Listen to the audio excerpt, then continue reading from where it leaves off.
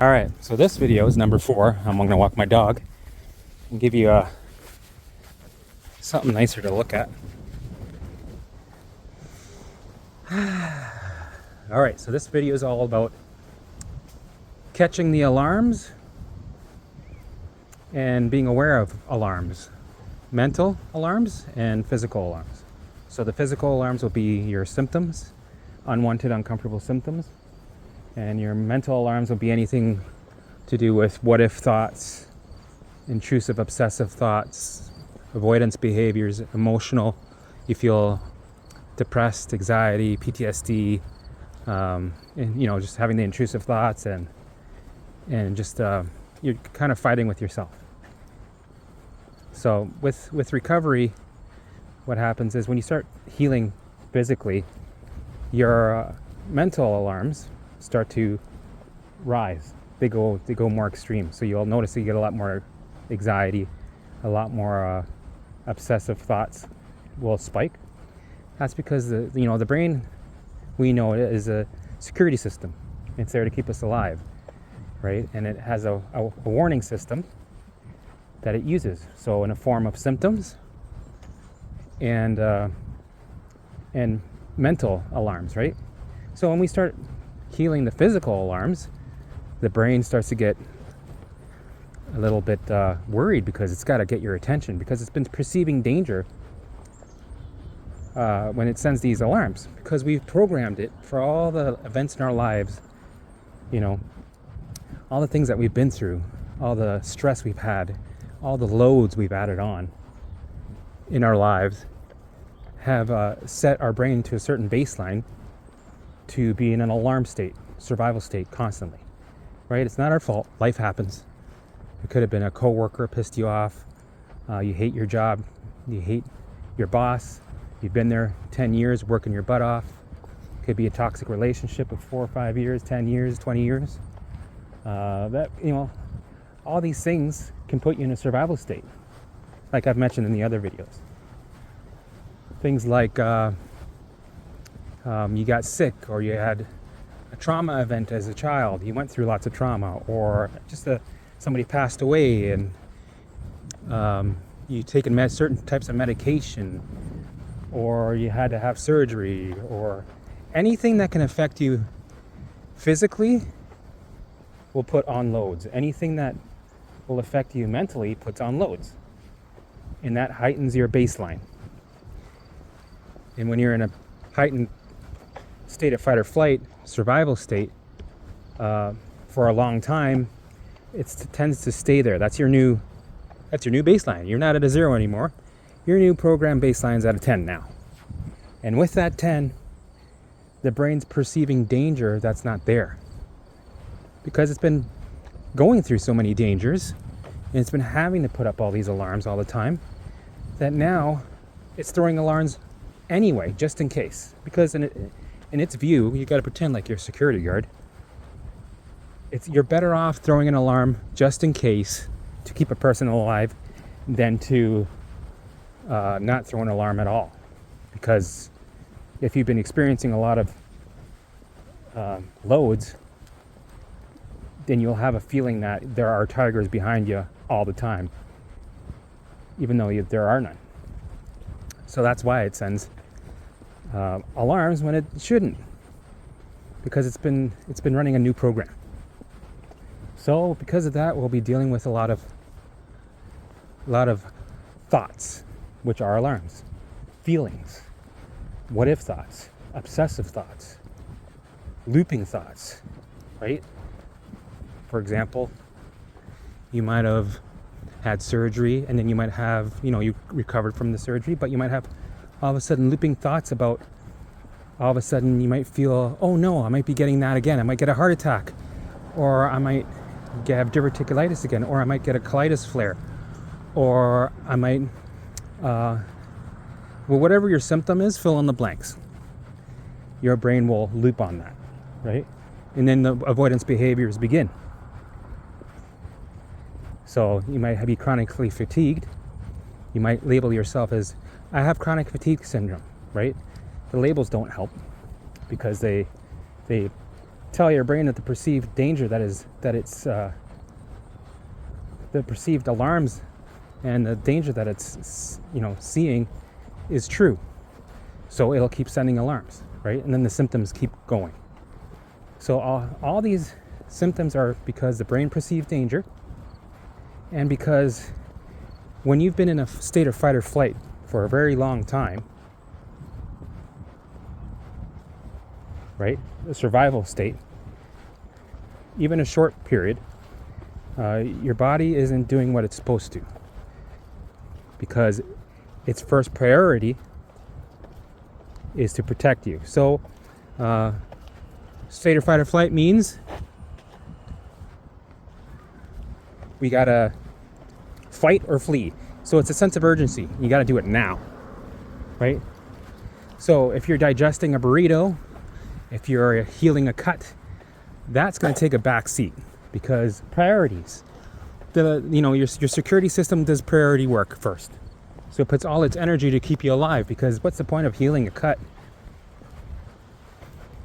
if you're dead? What's the point of digesting a burrito if you're dead? So that takes a back seat. It's funny, the more I avoid noise, the more it comes. So what I'm going to do is I'm going to embrace it.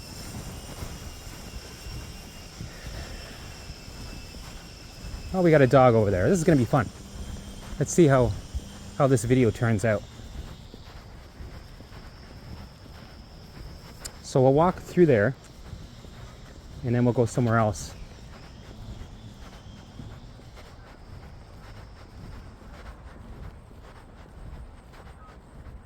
You know what? Maybe I should turn around, because... Come on. We'll turn around.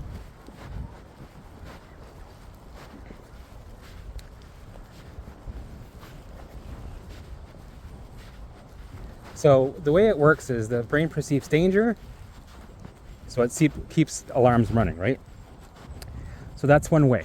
It's a program. Another way is because when you've been under loads for under the fight or flight survival, when you're under survival mode for too long, your body isn't able to regulate itself the way it's supposed to.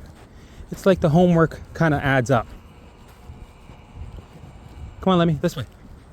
Right, you got this big pile of homework and you just can't get to it, because you got all this stuff to do.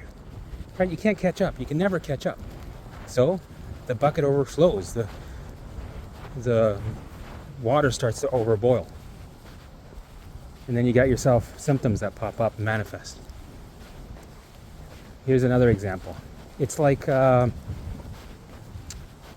a little car pulling a 747. And the tires pop, right? And you keep trying to replace the tires, because you think, well, I don't understand. I'm pulling a 747, but my tires keep popping. It must be the tires. So then you keep replacing the tires, and it works for a little bit, and then boom, the tires pop again.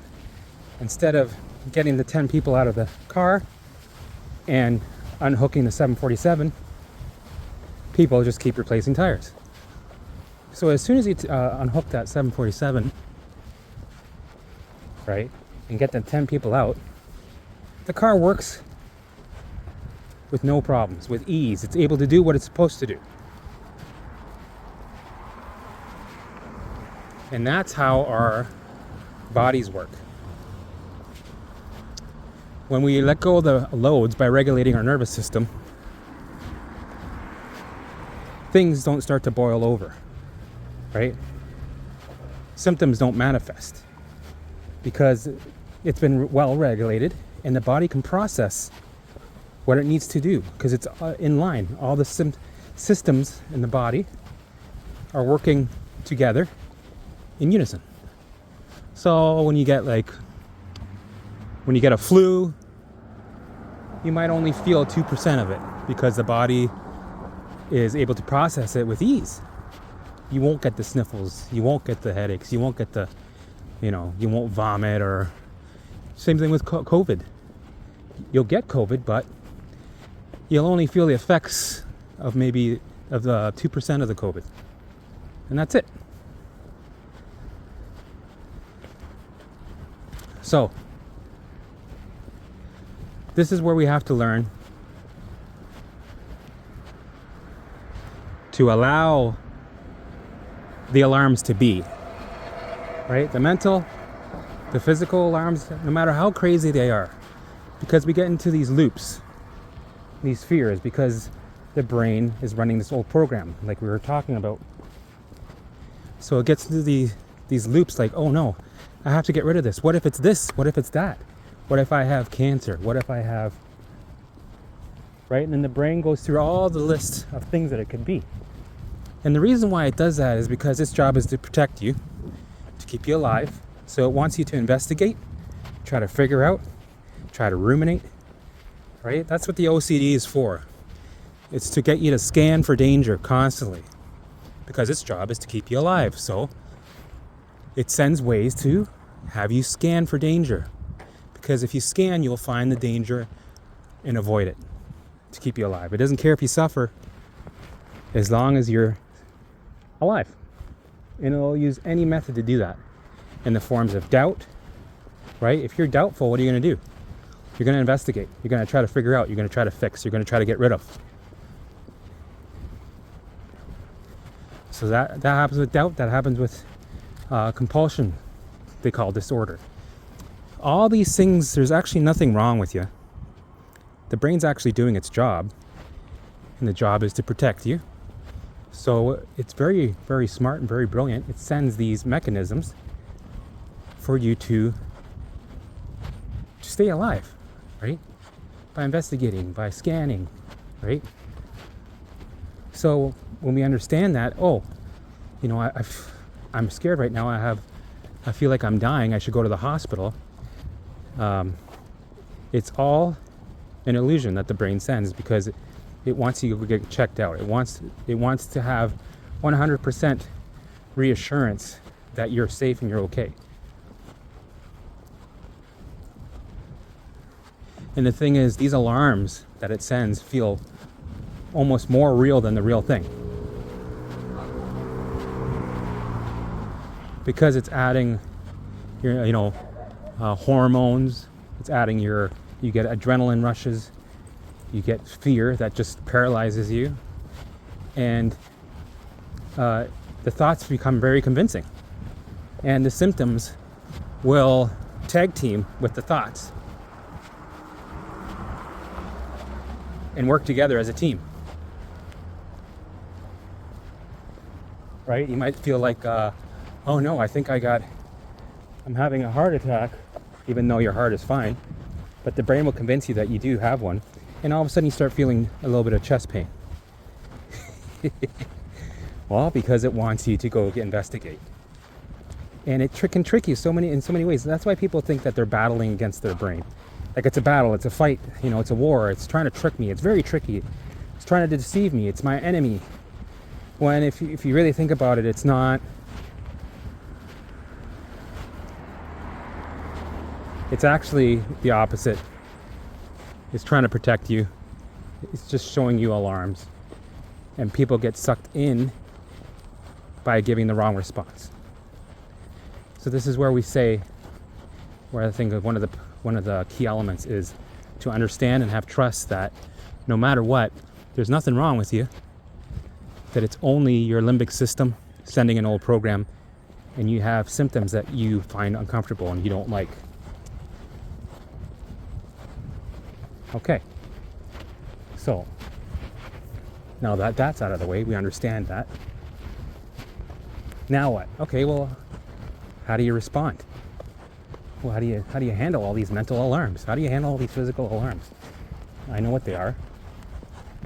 Now what do I do? I'm going to tell you in a minute.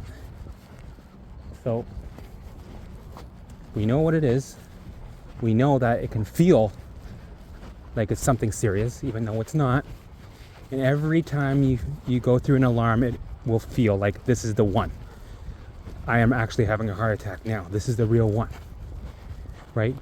And we have to trust, and you will with leverage. Once it passes, you got to look back and go, okay, remember this. Remember what happened? It felt real, and it's passed, and I'm fine. So you take that with you the next 10,000 times it happens. So now you understand that symptoms come because the body's been in a state of fight or flight for too long. Your bucket's overflowing. That's one scenario. Second scenario is your brain's trying to get your attention. It's sending alarms to perceive danger because you're in a state of fight or flight.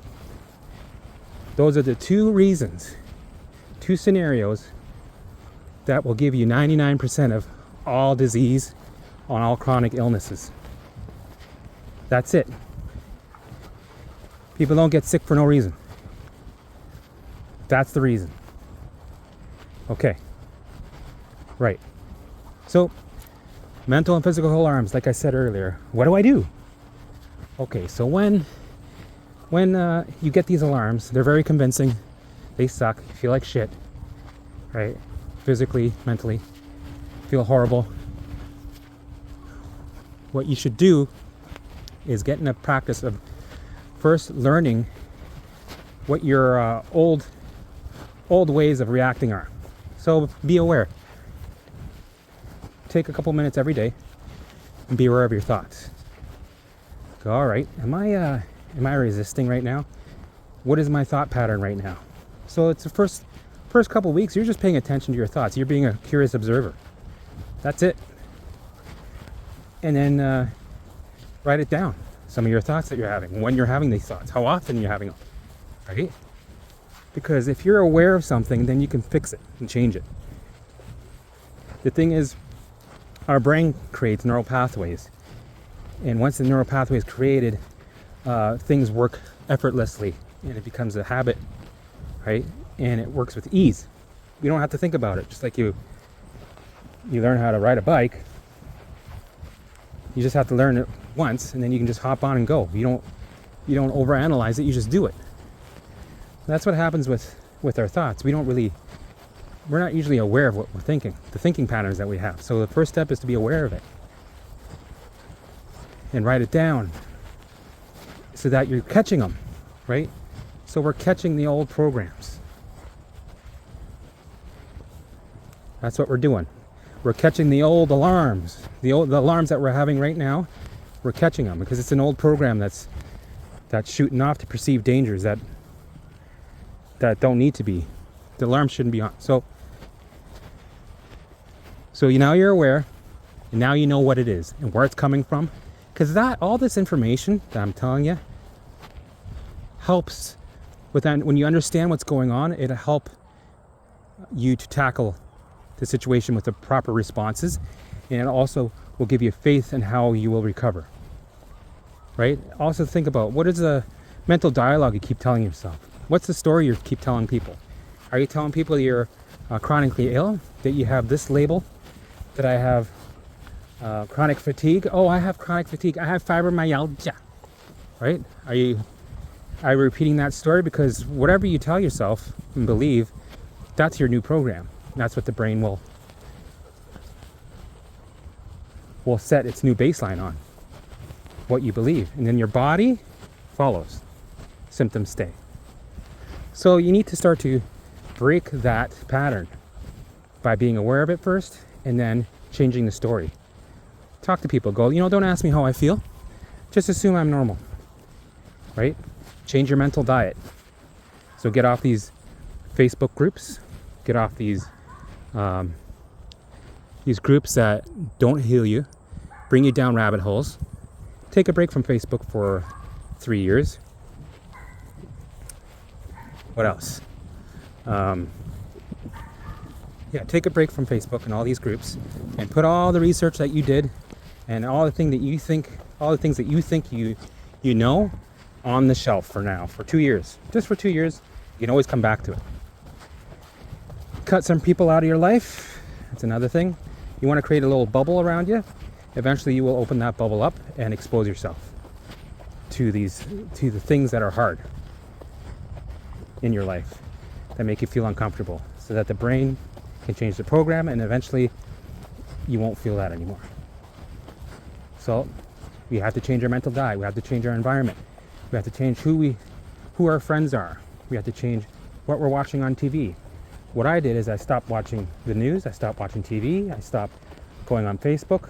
I went on Instagram just to look at recipes and places to travel. That was it. And that's all I allowed in, right? Because if you have all these things that are allowed in, they'll just re-spark an explosion. You'll be right back in fight or flight because you're sensitive, right? And the brain is ready to go. It's ready to fight or flee. But you keep throwing a spark at it, it's gonna explode. So we gotta turn off all the sparks, right?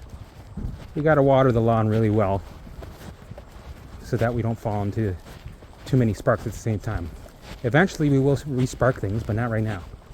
We need to first bring the baseline down.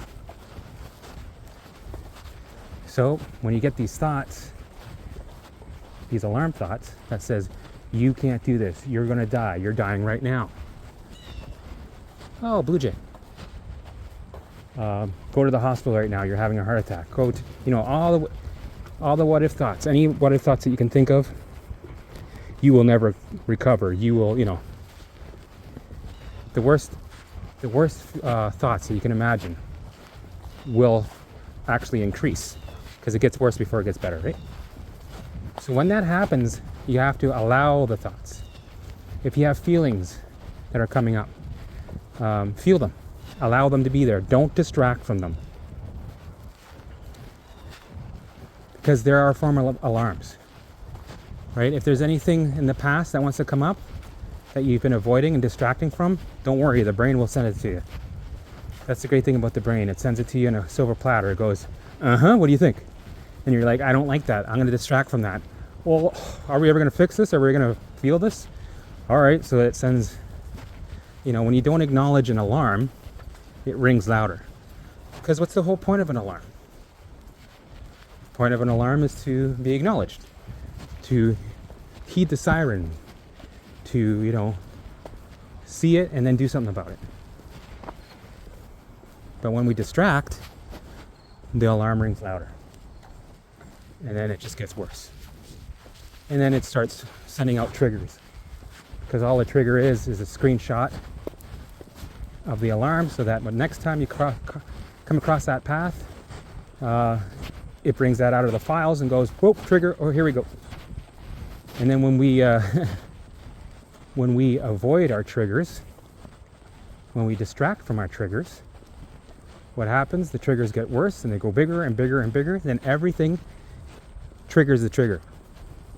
Because it does it on purpose, because it's just in case. Right? Before, our trigger could be every time I walk by a field, I get triggered. But when you ignore that trigger, you could be looking at your steering wheel or your dog, and it'll fire up that trigger. They have nothing to do with each other. But it's the brain going just in case. It gets desperate to get your attention. So when it gets desperate like that, we have to start allowing. We have to start feeling our emotions. Stop drinking the alcohol to numb yourself so you can avoid the feelings of shame, guilt, fear. Fear is a big one. Guilt, shame, right? And start feeling the emotions. Start feeling the alarms. Start allowing the alarms to go fucking crazy. Allow them to go crazy, to go wild, and do their thing. You know what? If you have a thought, a what if thought, or a persistent looping thought that comes to your mind, ask for more. Go, you know what? Give me more of that. I enjoy that. Get excited by it. Agree with the thought. If the thought is telling you today you're going to have a heart attack, go, okay, great. That's awesome. I'm excited by this. Please send me more. Right? Send me more of these thoughts. I love it. I hope I have a heart attack. I hope I have 5 heart attacks today, and I hope I fucking die 10 times in a row. I hope it's the worst feeling in the world. Right? Because you're taking out the resistance. Because what you resist persists. Right? And we don't want to fight within ourselves, because when you fight within yourself, you create more of an inside battle, which puts you in a state of fight or flight. And when you're in a state of fight or flight, symptoms manifest. Chronic fatigue continues. All these other symptoms manifest because you're not allowing them or letting them go. And when you're in a survival state, guess what? Symptoms come.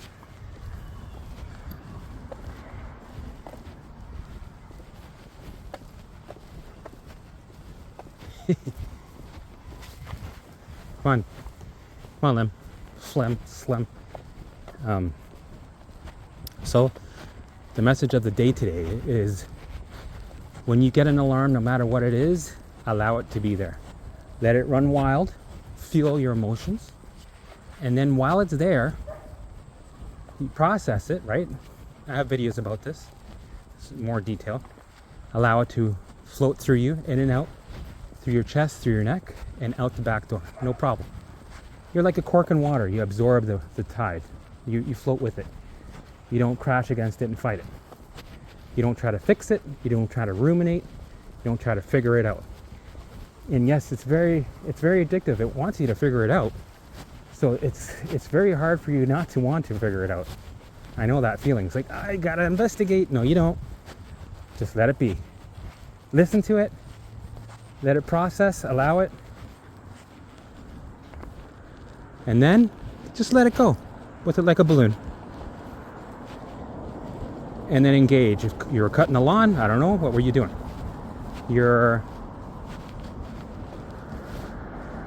Look at this guy. You're cutting the lawn, well, let's go. Let's keep going. Washing the dishes.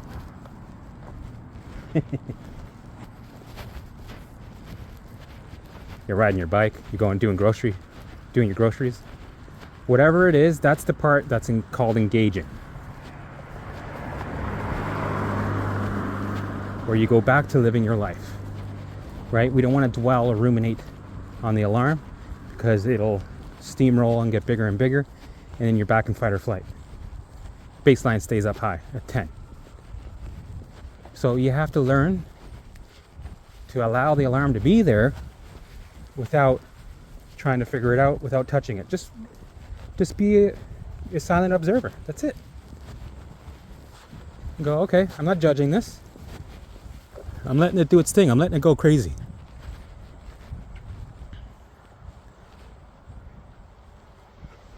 It's a little windy today. I wonder if I've got a lot of wind in the video.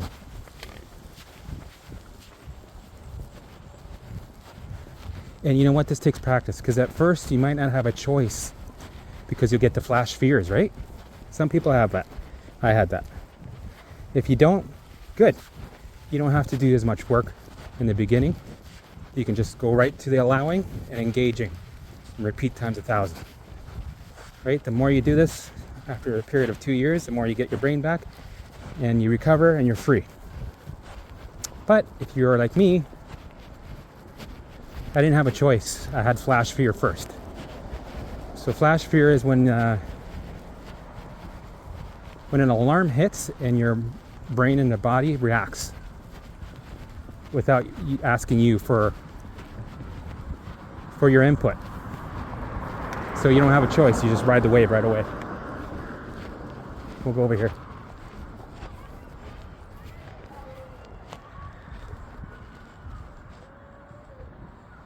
Let's cross the street. So you don't really have a choice. You're gonna ride this roller coaster, right? So then it's like, well, if I don't have a choice, then I can't give my response, and I'm in a flash fear, but then what do? Well, this is how you slowly have to gain the leverage to get to the point where you can have a choice. What happens is, the first step is to understand and know that what just happened was a flash fear, and it's okay. The thing is that you allowed it. Allow the flash fear to happen. Don't fight it. Surrender. Everybody's taking their dogs out. It's fun. Love it. Loving it. Oh my God, I love it. Anyway. You allow the flash fear to happen. You rode that roller coaster. You didn't fight or battle or survive or white knuckle through the process. And when you do that, it teaches your limbic system to stop giving you the flash fear, and it starts to trust you that you are safe, right? So then eventually you're level. You gain some leverage and you're level now. And now you're going to start to have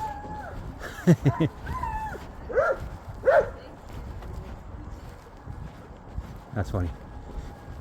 Now you have a choice. Now you're allowed to have input. Okay. So the alarm happens again, right? Everything's happening. Now you get a choice. And this is where you allow it. You let it run wild and then engage. That's it. You didn't try to ruminate, figure it out, or fix. No, we're not supposed to fix.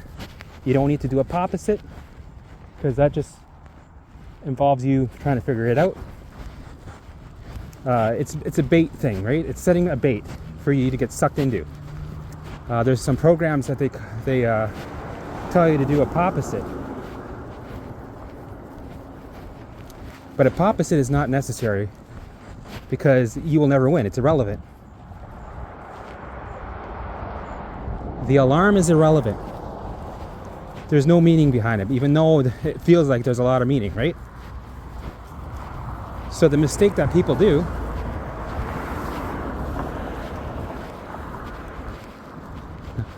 I'm gonna have a million cars going by for sure.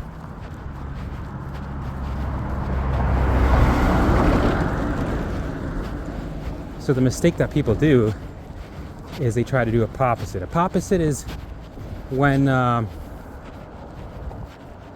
whatever the subject matter is, let's say it says you're gonna have a heart attack, the opposite will be your heart is fine. You've lived this long and you've never had a heart attack. You're okay. So no, don't worry. You won't have a heart attack because you know how I know this? Because you got tested 6 months ago and they said your heart was normal, right? So that's just a way to get reassurance. That's what opposites are, to shut off that alarm. The thing is, what happens is you investigate to try to look for a opposite for hours at a time, days at a time. And then when you find one, it only works for an hour. And then the alarm goes back up. So it's a big waste of time to do a opposite because the alarm, the content of the alarm is irrelevant. It does not matter. It does not matter. All it is a bait. It's throwing a line of worm to you so that you snatch it so it can reel you into the core emotion, which is the alarm that needs to be acknowledged. So you need to feel that emotion. And once you processed it and you engage and you do that over and over again, the brain will trust you and go, okay, there's no danger here, and it turns that alarm off. I know it took me a while to get here with that part, but it's a big subject, right? And I'm going to try to tackle everything with the fast version. So I'll just have to do more videos about it, but this will give you the gist of it. So do not distract from your thoughts. And here's another one that's popular right now that you shouldn't do because it doesn't work. Don't be in the present moment to hide from your thoughts, because that's bullshit advice. It doesn't work. Don't count backwards. Don't look at that tree. Don't try to focus only on the present moment to hide from your anxiety or your intrusive looping thoughts, because it doesn't work. You know how they say that, don't time travel in the past because anxiety will get you. Anxiety will get you in the future, so don't travel in the future. Don't do the what if thoughts. But guess what? Anxiety will get you in the present moment just as much. It doesn't matter. We should have no limits on where we go in our thoughts. We should be free to travel within our thoughts wherever we want to go. When we start to limit ourselves is when things get stuck. And when you hide from your thoughts by being in the present moment, that's called resistance. What you resist persists. That's like saying, don't think about purple tigers. Well, the first thing I'm doing right now is thinking about 20,000 purple tigers.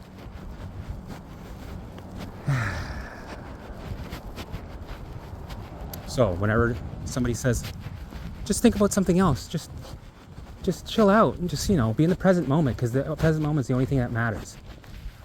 Just agree with them and then move on, because their advice is bullshit. It doesn't work. It might work for 5 minutes, but you're coping, you're managing your anxiety. You're not trying to do the hard work to recover. And that's what we want to do. We want to recover so that you get your life back. So that you turn off these alarms and you get your brain back. So you can think freely. Have peace. Hey! Have calm. Be calm, right? That's what we want. We don't want to manage for 20 years. What's the point of that? So, we allow it to run wild, ask for more, process the feelings, process the fear, envision it, give it a name. I called it Limby. Come on, Limby, what you got? Show me the fear. Come here. Show it to me. What do you got? Okay. And it sucked. And understand that you're going to feel like shit. That you have to feel like shit. So this topic will kind of merge into the last key element of recovery, which is exposure. Right? And you can't do exposure without understanding how to react to our alarms. So I might have forgotten a few things, but that's okay. I'll eventually catch up with that with other videos. And maybe, hopefully, I'll catch up with that with the next last key element, which will be exposure therapy. And I say exposure therapy should be done a little bit later in the later stages of recovery, because if you do that right away, it can just re-traumatize the limbic system, and then it's like you're restarting the fire, right? We don't want to do that. Everything has to come in stages.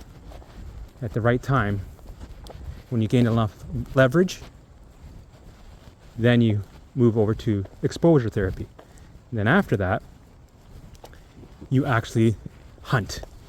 So there's exposure and then there's hunting, where you run towards your flares and your symptoms and your fears, and you actually look for a flare. You open up a flare. You start a flare on purpose. So that's further down the road. You don't have to worry about that right now. Some people might be like, what? What do you mean? What do you mean? Start a flare. Like, for example, let's say you're a person that has gut issues and you avoid certain foods, right? Because avoidance behaviors is part of the mental alarms that we're trying to stop. So one of the things in exposure therapy is you actually eat something on purpose that will give you a flare. So you'll be getting the symptoms that come along with it and that are unpleasant and not fun. But you try to drag it out as long as you can. And right when you feel like you're getting better, nope. We stress ourselves out again with that same trigger on purposely to get a flare again. And we do this as much as possible so that we get used to it and we actually enjoy our symptoms. Nanny, come this way. Good boy.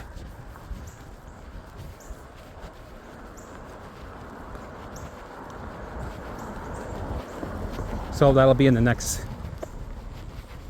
video. Yeah, so stay tuned. All right, let's go get Dolly.